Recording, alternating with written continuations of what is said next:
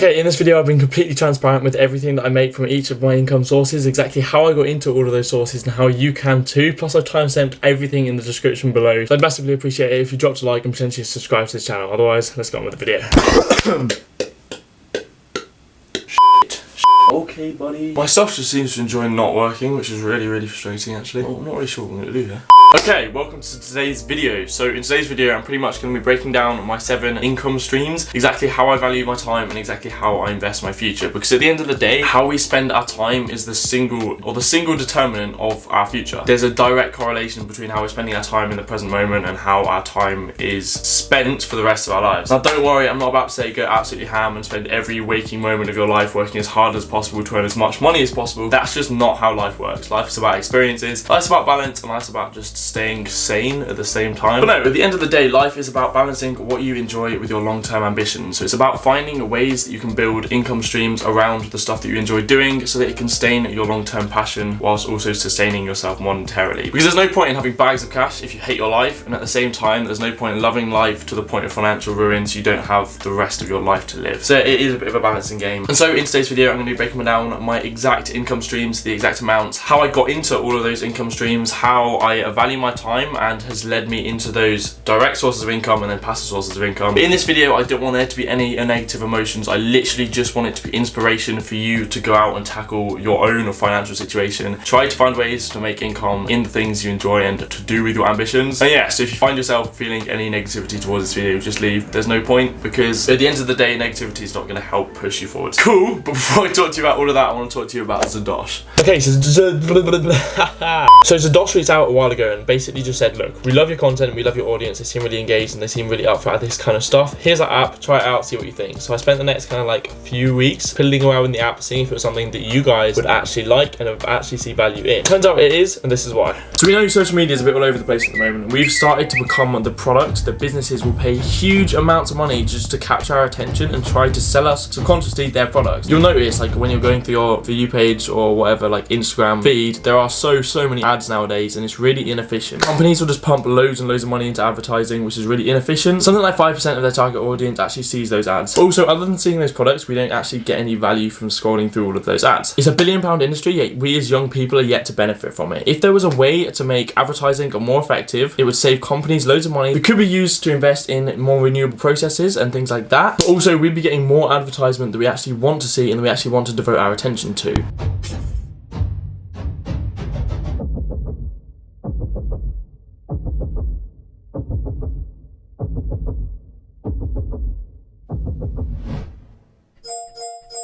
Zedosh basically wants to change social media marketing and build a more direct relationship between the consumer and the business. They want businesses to be able to pay directly for your attention. So rather than just mindlessly scrolling through social media and looking at all of these advertisements, funding those big tech companies, you can actually fund yourself by watching the ads on Zedosh. Now obviously one app isn't going to change the entire social media industry, but it's the ethos behind it and it's a step in the right direction. Now essentially what Zedosh is it is an open banking app. You connect all of your accounts to it. You can see a complete breakdown of your income and all of your spending, see where you want to save money. It also offers you like financial tips. There's actually a tab specifically for just leveling up your financial knowledge, which is really cool. But then obviously the main thing is in the homepage, you get an ad, they pay you for attention. It's like 20p per ad watch. Okay, so I just did a quick test run and in 3 minutes 43, I made £1.20 worth of Zedosh coins, which equates roughly to about £20 an hour, which is pretty decent. And to be honest, like half of the ads didn't really feel like ads. It was just like TikTok. Also, it was just cool seeing all of the different brands that are out there. But anyway, I've chosen the account I want to send the money to. I've hit withdraw. And yeah, just like that, it's in my account. So if you do want to check it out, links in the description below. Otherwise, let's crack on with today's video.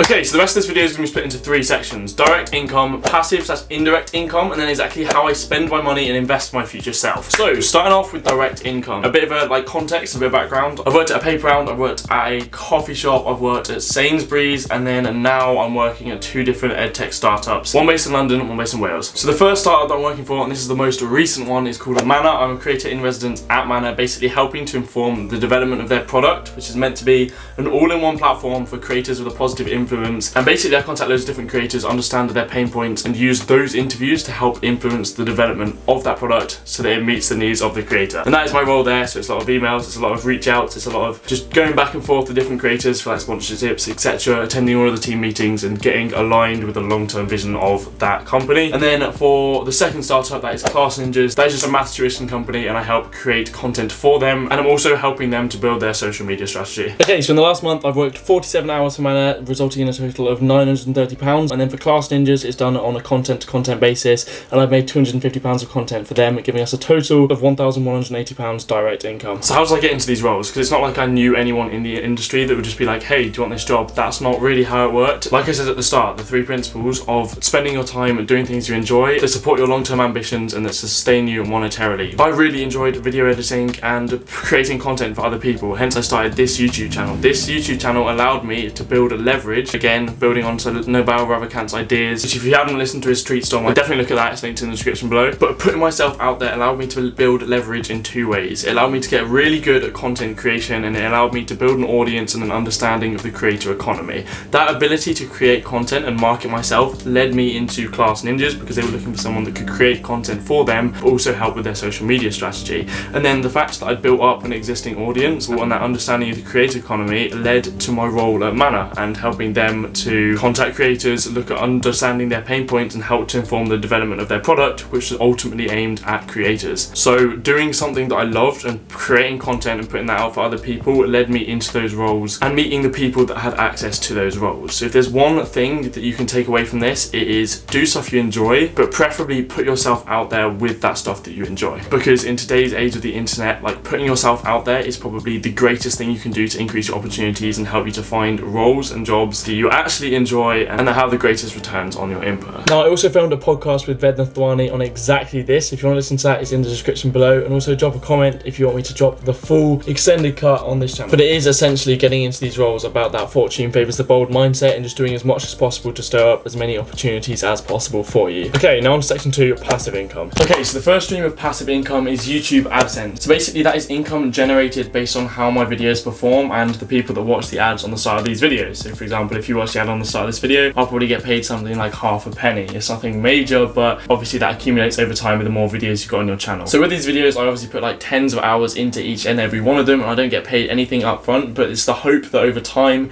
they begin to accumulate views and pay some passive income without any further additional input. So for this month, my YouTube AdSense check was £192.65, which is okay. It's nothing major, and to be honest, most of my videos I don't actually monetize anyway because I use copyrighted music, so I don't actually make anything off of them. So it's mainly the GCSE ones back in the day that I didn't use copyrighted music on. Cool, then the second stream is affiliate marketing. Now this one's actually so minor because I rarely promote any of the affiliate links. It's basically all of the links that are in the description below that you see. It's like links to products. Essentially, I've signed up to the Amazon Associates program, which means anytime anyone buys anything through one of those links, I get like 2 to 3%. But because I rarely ever call to my description saying like, oh, go buy these pens or go buy that laptop or books, etc., they're just there. It's only when people go to my description, and as such, this month's affiliate marketing revenue is only £11.83, and it usually fluctuates, but with an average of about £20. So obviously nothing major, but every little helps, I guess. Then the third passive income stream is selling digital products. So if you haven't seen in my description, I'm actually selling all of my GCSE and A-level cue cards. So I sell them for, I believe it's £1.99 and £2.99. And here I have a bit more of a direct call to action. So like in my GCSE videos, I might have a pinned comment saying, oh, if you want to check out any of my resources, they're here. Or I might actually call to it in the video saying, if you wanted to buy any of my cue cards, they're linked in the description. So that's just people that are looking to get a bit more value from my videos and from my content. So this month, that's paid me £65, which isn't too bad. But hopefully, as I start to accumulate growth on my channel, the sales of those cue cards will also accumulate alongside that. But I mean, £60 a month from something that I've just listed on a website and left, that's decent. And the fourth passive income stream is actually investments. Now, this is probably the biggest income source this month for passive income because the markets have done really well and crypto has done extremely well. So if you haven't actually watched my video on all of my investments, that's up there. But essentially, I'm invested into 2 funds through 2 different ISA. So I've got a fair bit of money in the S&P 500 and then one in the BlackRock World Technology Fund. And then I've also got like 10 to 15% of my portfolio in Cardano, Ethereum, and Bitcoin, which, given that they've done so well in this last month, means that from the money invested in my ISA, that's had a £433 increase, and the crypto has had a £1,263.68 increase, which is just phenomenal. But with those, you've got to remember the prices are so volatile, and that's not like I'm just cashing out now, I'm leaving it in for the long term. So those price fluctuations don't really affect me. But hopefully just leaving those in those investments will help me to accumulate wealth over time, which again, I explained in that video on exactly how I'm investing all of my money. And then finally, the fifth passive income stream. This is kind of passive, but also not really, because it's somewhat input output, but that's channel sponsorships and sponsorships on this YouTube channel. This month's actually been really good for sponsorships, and it's a bit disproportionate to the typical month. But this month, we've actually brought in £825 from sponsorships on this channel. So that's on videos like this and the Zedosh integration that you saw at the start. Companies will essentially pay you if you think that their product is something that your audience is going to value, to show your audience what their product is about and how it might value them, in the hopes that they will go and download it and then make use of that product and help drive their business revenue. So that means total passive income for this month was £2,791.16. However, I would be tempted not to include the investments, because technically that doesn't count as income. That's just wealth that you're accumulating over time. And also, it's debatable that channel sponsorships are actually a direct income. But say we include channel sponsorships and we don't include the investment income, that leaves us with £1,094.48 passive income. But with these passive income sources, they've come about from the leverage I've been able to build through my channel and putting myself out there. So if you are looking at all of these passive income sources, the single best thing that I can recommend you do is you either look at something like Shopify dropshipping or Amazon FBA if you have that time, or you start creating content and putting it out there for free in the hopes of building up a larger audience that enables you to build those passive income streams. It is a long process, and it does take a lot of hours where you just don't make anything. For example, the first kind of like 6 months of my channel, I did not make a single penny, but I'd probably be working 15 to 20 hours a week. But long term, it has so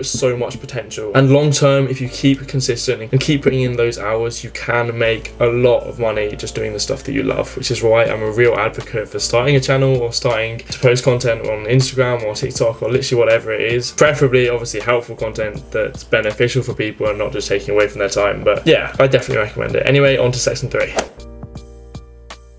Okay, so over this last month, excluding the increase in value of our investments, we made a total of £2,274.48. So how do I actually spend that? Well, first of all, before I talk about how I spend that, I need to talk about the mindset that I have when it comes to money. Obviously, as I mentioned at the start, I said that life is about a balance between enjoyment and sustaining your future self alongside your ambitions and everything you want to achieve in life. But when it comes to my money, I almost see every pound as a little robot that helps you to attain more of those little robots, or helps you to build more of those robots. So for example, if I have £2,000, I don't see it as £2,000 cash, I see it as 2,000 little robots that help me to construct more robots over time. Hence, I'm really keen on keeping as many of those as possible, because the more you have, the more you produce, and the more that wealth grows exponentially over time. For example, power of compound interest and everything that I explained in the video that I've mentioned about 5 times in this one, and the fact that you can literally turn £1,000 into £1 million without having to do anything because of that power, and the fact that they all act as those little robots, generating more wealth over time. With that, I'm keen to, at this early age, invest as much as is humanly possible, but also having enough on the side to be able to go out and enjoy myself. So for me, I try to invest about 80% of everything that I take in. So for example, of that £2,275, I'll have invested about 1,800 with about 400 to spare to go out, to have fun, to go on nights out,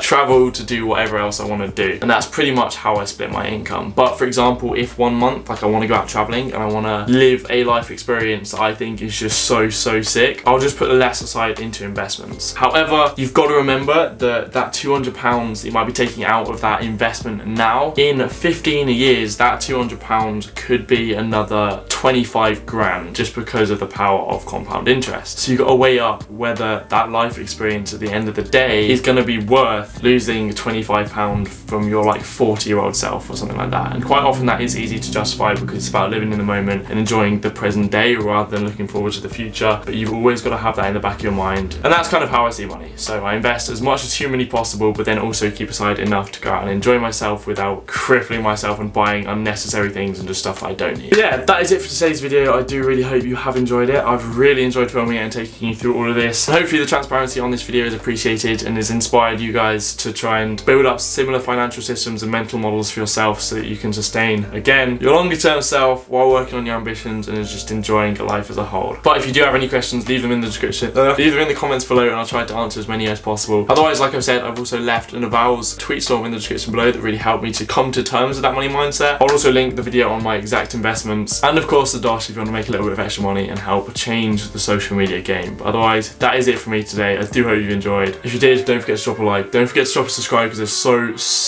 so much more content like this. I literally cannot stress the value and the content that I'm going to be putting out over the next few years. But yeah, I'll see you in the next one. Bye bye. I live inside my own world of make-believe.